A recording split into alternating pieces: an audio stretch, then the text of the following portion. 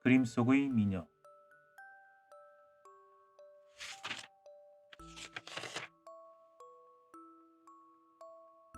옛날 아주 다정하게 지내는 두 친구가 한 동리에서 살았다. 한 친구는 나이 50이 넘도록 매일같이 그림을 그리며 세월을 보냈고, 다른 한 친구는 50이 넘도록 농사일밖에 모르고 살았다. 친구 간에 서로 하는 일은 달랐지만 어려운 때는 서로 도와주면서 싸움 한번 하지 않고 얼굴 한번 붉히지 않고 의좋게 지냈다. 그런데 어느 한 해 농사 일을 하던 친구가 상처를 하였다. 마누라를 잃고 보니 낮에 자식들이 일하러 나가면 진종일 말동무도 없이 빈방에 홀로 앉아 먼 산만 바라보게 되는 데다. 술 생각이 나도 술상을 차려주고 술 부어줄 사람도 없이 여간만 서운하지 않았다. 이런 때 그 그림 잘 그리는 친구가 찾아왔다.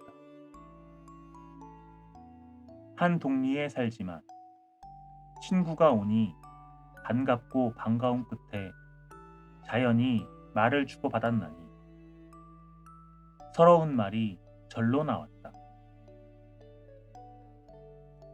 이 사람 친구, 난 상처한 후론 적적하기 그지없고 늘 마음 한구석이 비어 서글픈 생각밖에 안 나네 그려.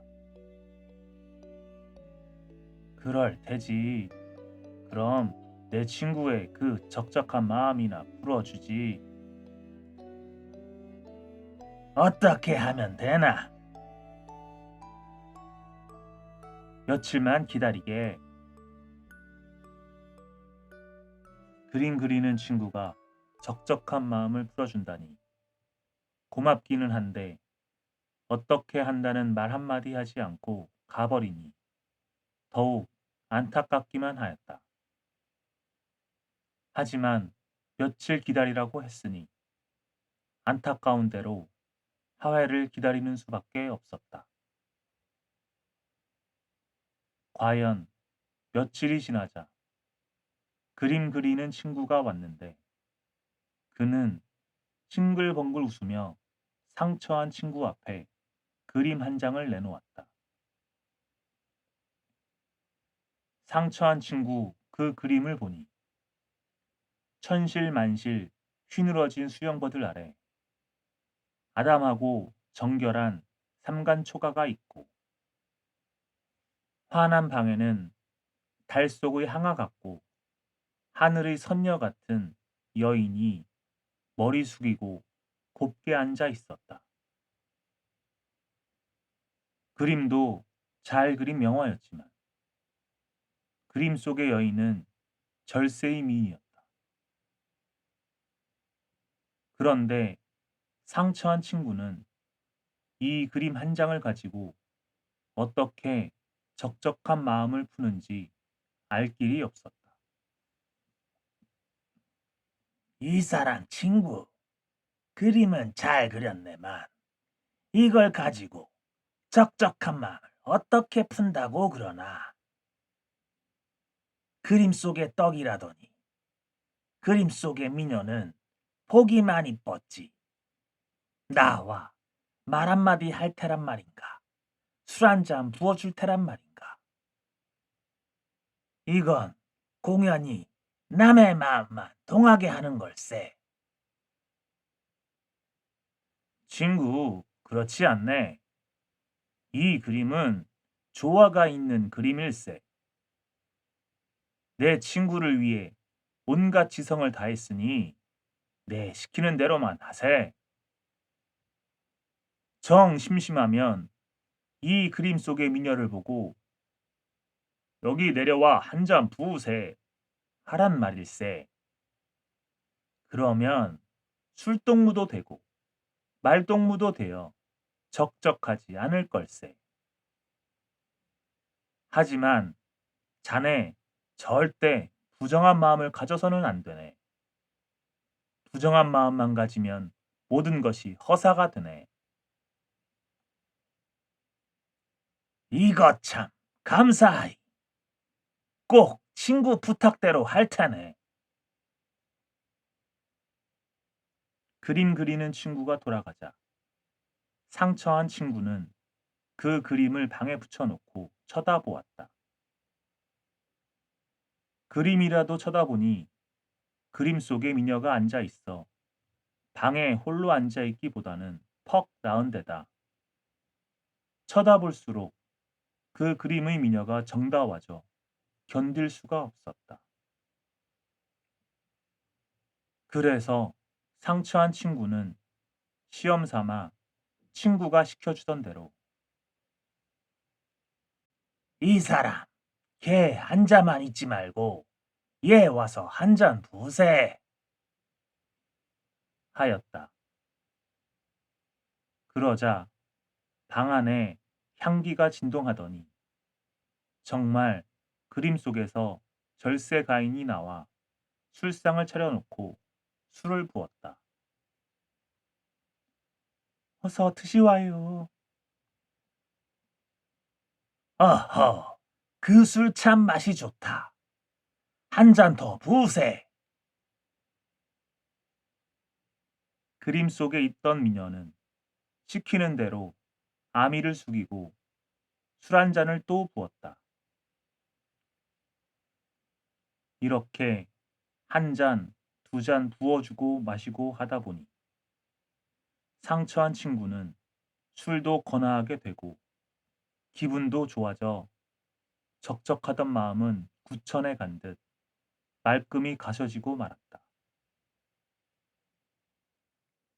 자, 이젠 됐으니 그만하세. 그럼 올라가옵니다. 말은 단마디여도 은쟁반에 구슬을 굴리는 듯 고운 목소리가 귀맛 좋게 들려와서 정답기만 하였다. 상처한 친구는 한시름도 그와 떨어지기 아쉬웠지만 친구의 당부가 있는지라 그렇게 할 수 없었다. 미녀는 눈 깜짝하는 새에 그림 속에 들어가 앉았다. 그러자 온 방안을 진동하던 향기도 사라지고 술상도 오간데 없었다.